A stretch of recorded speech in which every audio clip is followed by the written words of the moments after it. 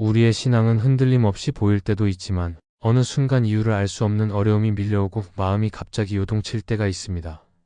그럴 때 우리는 단순히 상황이 힘들어서 그렇다고 생각하지만 사실 그 이면에는 보이지 않는 영적 공격이 더 가까이 다가와 있을 때가 많습니다. 사탄은 우리가 연약해서만 공격하는 것이 아니라 오히려 하나님께 더 가까이 가려고 할 때나 마음이 조금씩 회복되려 할 때 더 강하게 다가옵니다. 그래서 상황만 바라보면 흔들리기 쉽지만 영적 시기를 분별하면 마음을 지켜낼 힘이 생기게 됩니다. 우리의 삶 속에서 사탄이 언제 어떤 방식으로 역사하려 하는지를 깨닫는 일은 단순한 지식이 아니라 믿음을 지키는 중요한 보호막입니다. 그래서 오늘은 사탄이 가장 많이 공격하는 시기와 영역을 살펴보면서 우리의 마음을 지켜야 할 이유를 함께 나누고자 합니다. 첫째, 사탄은 회복의 문 앞에 있을 때 더욱 강하게 흔듭니다. 우리가 신앙생활을 하면서 가장 크게 느끼는 순간 중 하나는 마음이 조금씩 회복되기 시작할 때입니다. 이전에는 무겁게 느껴졌던 마음이 조금은 가벼워지고 기도가 다시 살아나는 것 같고 말씀이 예전처럼 마음에 닿는 느낌이 들기 시작하면 우리는 하나님께서 다시 일으키고 계신다는 것을 깨닫게 됩니다. 그런데 바로 그때 이상하게도 갑작스러운 시험이 찾아오고 괜히 마음이 불편해지고 누군가의 말 한마디가 유난히 크게 들릴 때가 있습니다. 회복이 시작되는 시점이기 때문에 우리는 더 민감해지고 그 틈을 사탄이 이용해서 다시 넘어뜨리려는 공격이 시작되는 것입니다. 사탄은 우리가 무너진 상태보다 다시 일어나려는 순간을 더 싫어합니다. 왜냐하면 사람이 완전히 힘이 빠져 있을 때는 공격을 많이 하지 않아도 되지만 다시 걸어가려고 할 때는 그 발걸음을 막아야 하기 때문입니다. 그래서 사탄은 회복의 문턱에서 우리의 마음을 흔들어 놓으려고 합니다. 마음이 조금 살아나는 듯한 순간에 갑자기 감정이 요동치게 하고 평소 신경 쓰지 않던 문제를 크게 느끼게 하며 불필요한 걱정을 부풀려서 마음이 다시 무너지게 하려고 합니다. 그렇기 때문에 우리는 회복이 시작될 때 더 조심해야 하며 그때 오는 흔들림을 단순한 감정 변화로만 생각하지 않아야 합니다. 우리가 회복되려 할 때 흔들리는 이유는 우리의 마음이 그만큼 중요한 자리에 있기 때문입니다. 하나님께 더욱 가까이 나아가려 하고 예배의 마음이 다시 뜨거워지려고 하며 기도 속에서 하나님을 다시 만나려는 순간은 하나님께서 우리 안에 새로운 일을 시작하고 계신 시기입니다. 그런데 사탄은 그때 우리의 마음을 무너뜨리기 위해 여러 통로를 사용합니다. 때로는 생각을 통해, 때로는 감정을 통해, 때로는 누군가의 말이나 상황을 통해 마음을 흔들어 놓아 회복하려는 흐름을 끊어 놓으려고 합니다. 그래서 우리가 느끼는 흔들림이 단순한 감정이 아닐 수 있다는 것을 기억해야 합니다. 회복의 문 앞에서 흔들릴 때 우리가 해야 할 일은 마음을 더 단단하게 붙잡는 것이 아니라 오히려 하나님께 더 부드럽게 마음을 열고 의지하는 일입니다. 회복은 우리의 힘으로 이루어지는 것이 아니라 하나님께서 우리 안에서 일으키시는 은혜이기 때문에 그 흐름을 지키는 가장 좋은 방법은 주님께 더 가까이 가는 것입니다. 그리고 흔들림을 느낄 때 하나님께 솔직하게 마음을 드리면 하나님께서는 그 마음을 붙들어 주시고 더 단단한 회복으로 이끌어 주십니다. 또한 회복을 앞두고 흔들림이 오는 순간은 하나님께서 우리 안에서 새로운 길을 열어가려고 하시는 시간일 수 있습니다. 더 깊은 기도와 더 선명한 믿음을 주시기 위해 필요한 과정일 때가 많습니다. 그래서 흔들림은 회복을 막으려는 공격이기도 하지만 동시에 하나님께서 우리에게 더 깊은 자리로 초대하시는 신호일 수 있습니다. 그래서 우리는 흔들림을 무조건 두려워할 필요는 없고 오히려 그 속에서 하나님께 더 가까이 갈 수 있는 기회를 발견해야 합니다. 사탄은 회복의 문 앞에서 우리를 흔들려고 하지만 우리는 그 흔들림 속에서도 하나님께 마음을 돌릴 수 있습니다. 그리고 그 순간 하나님께서 우리 마음을 지켜주시면 회복은 더 단단해지고 다시는 쉽게 무너지지 않는 믿음으로 세워지게 됩니다. 결국 회복의 문턱은 가장 치열한 자리이지만 동시에 가장 큰 은혜가 준비된 자리입니다. 그렇기 때문에 그 순간을 잘 지나면 하나님께서 준비하신 회복이 더 깊이, 더 온전히 우리의 삶 속에 나타나게 될 것입니다. 둘째, 사탄은 잘 되고 있을 때 자만하게 합니다. 우리가 신앙생활을 하다 보면 모든 것이 무너지는 순간도 있지만 반대로 마음이 평안하고 상황도 잘 풀리고 기도도 더 깊어지는 시기가 찾아올 때가 있습니다.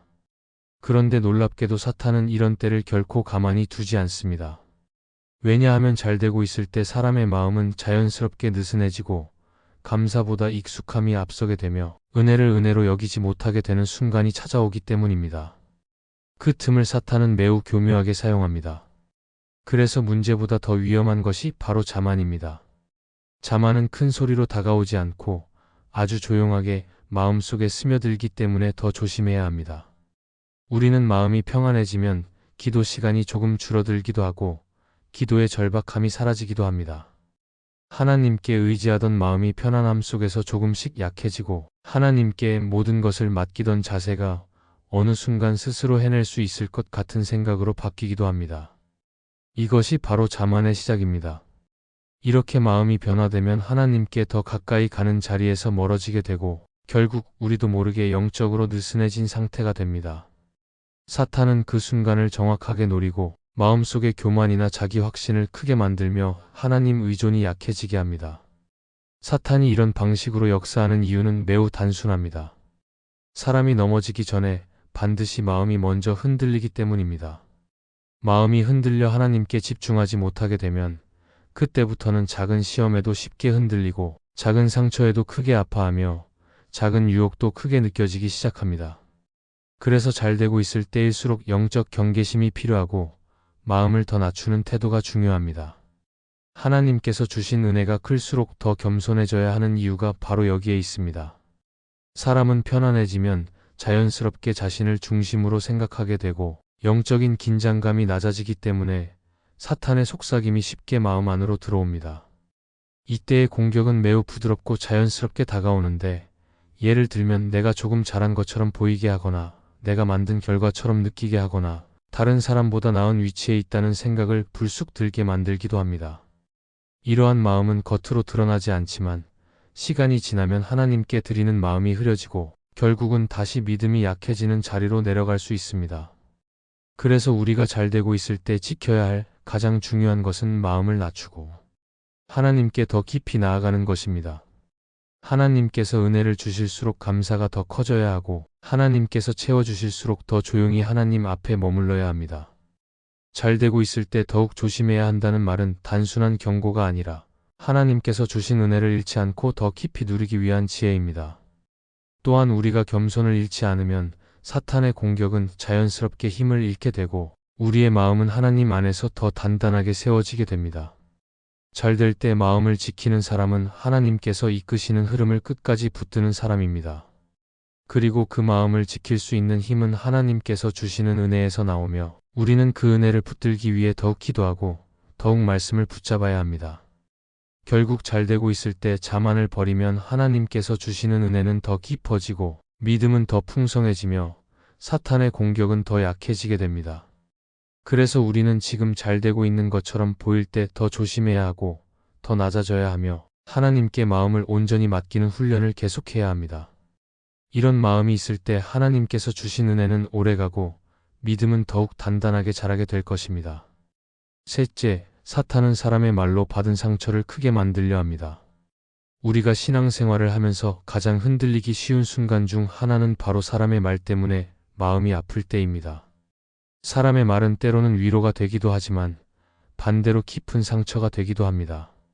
그리고 그 상처는 상황이 지나가면 금방 사라질 것 같지만 생각보다 오래 마음에 남아 우리의 시선과 감정 그리고 믿음까지 흔들어 놓을 때가 있습니다.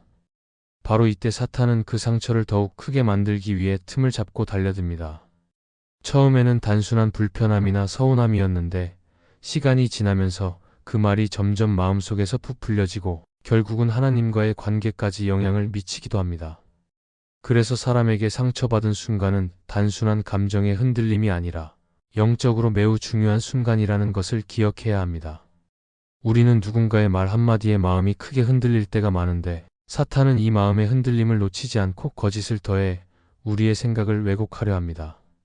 예를 들면 누군가의 의도치 않은 말이 마음에 걸렸을 때 사탄은 그 말을 반복해서 떠오르게 만들고 그 안에 없는 의미를 집어넣어 상처를 더 깊게 느끼게 합니다.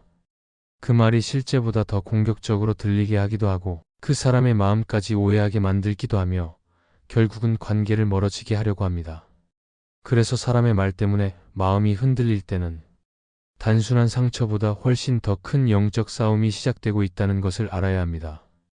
그리고 사람의 말로 받은 상처를 사탄이 크게 만드는 이유는 상처가 커지면 하나님을 신뢰하는 마음이 약해지기 때문입니다.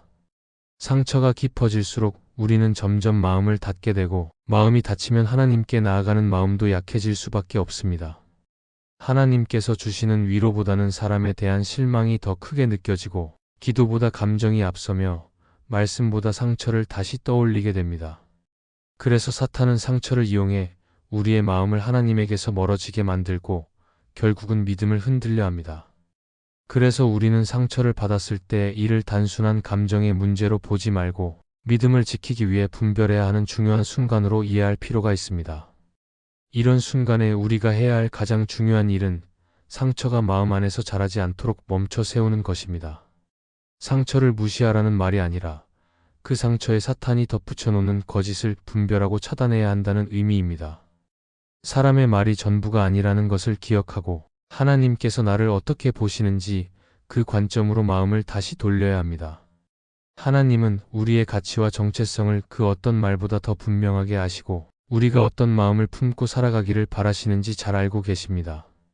그래서 상처가 커지려고 할 때 하나님께 마음을 내어드리면 하나님께서 우리의 마음을 지켜주시고 상처가 더 깊어지지 않게 막아주십니다.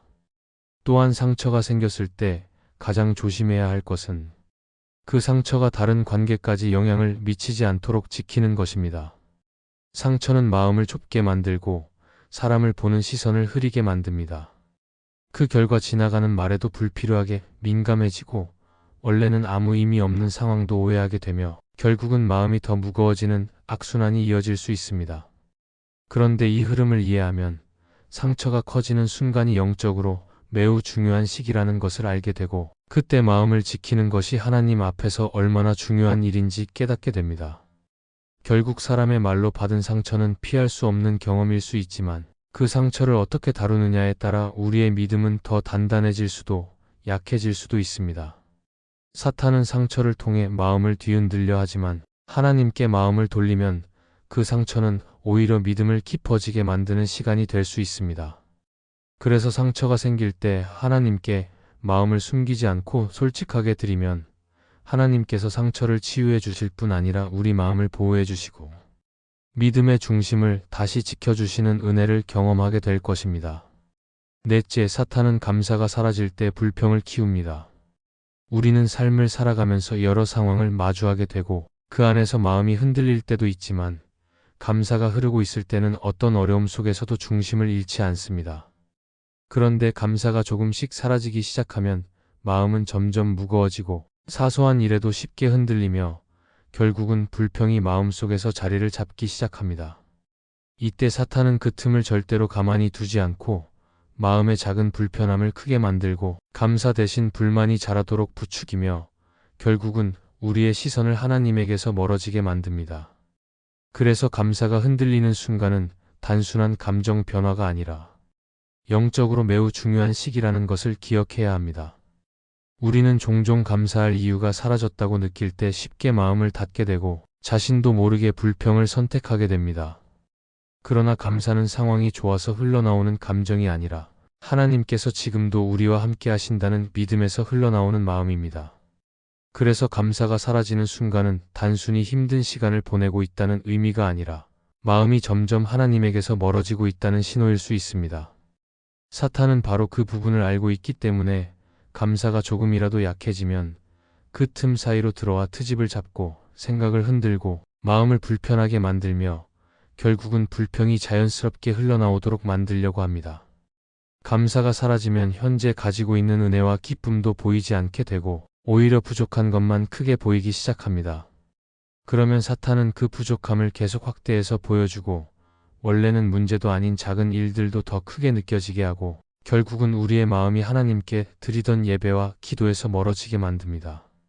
그래서 감사가 흔들리는 순간에는 우리의 생각도 흔들리고 감정도 불안해지고 행동도 예전과 달라지기 쉬워집니다. 이 흐름을 알면 감사가 없는 마음 상태가 영적으로 얼마나 위험한 상태인지 더 깊이 이해할 수 있습니다. 이럴 때 필요한 것은 억지로 감사를 만들어내는 것이 아니라 하나님께서 이미 주신 은혜를 천천히 떠올리는 시간입니다. 감사를 흘려보내기 시작하면 마음이 회복되지만 그 감사는 자연스럽게 생겨나는 감정이 아니라 하나님께 마음을 돌릴 때 회복되는 은혜입니다. 팀 켈러는 자신의 책 감사의 위험에서 감사는 상황을 바꾸는 힘보다 우리의 마음을 바꾸는 능력이라고 말합니다.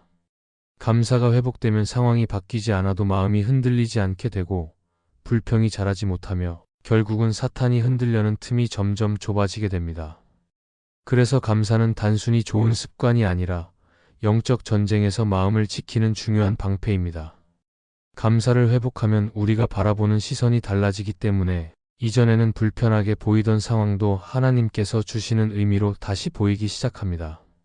감사가 돌아오면 마음에 자리 잡았던 불만이 조금씩 사라지고 불평이 힘을 잃게 되며 하나님께서 주신 작은 은혜들까지도 다시 소중하게 느껴집니다. 그러면 사탄이 그 마음에 흔들림을 만들기 어렵게 되고 우리의 삶은 다시 하나님 중심으로 자리 잡게 됩니다. 결국 감사는 영적 공격을 막아내는 마음의 문을 더욱 단단하게 닫아주는 역할을 합니다. 그래서 우리는 감사가 사라지는 순간을 대수롭지 않게 지나쳐서는 안 됩니다. 오히려 그 순간을 붙잡고 하나님께 더 가까이 가야 하고 하나님께서 주신 은혜를 다시 세어보며 마음을 회복해야 합니다. 감사가 흐르면 마음은 안정되고 하나님께 대한 신뢰가 다시 살아나며 불평이 사라지고 사탄이 흔들 수 있는 틈은 점점 좁아지게 됩니다. 결국 감사는 우리의 마음을 지키는 가장 강한 영적 무기이며 하나님께서 주시는 은혜를 계속 누리게 하는 중요한 통로가 됩니다. 이 말씀이 마음의 은혜가 되셨다면 좋아요와 구독으로 함께 해주세요. 그리고 댓글에 아멘이라고 남겨주시면 하나님의 은혜가 더 많은 사람들에게 전해질 것입니다. 여러분의 삶 위에 하나님의 은혜가 언제나 함께 하시기를 바랍니다. 감사합니다.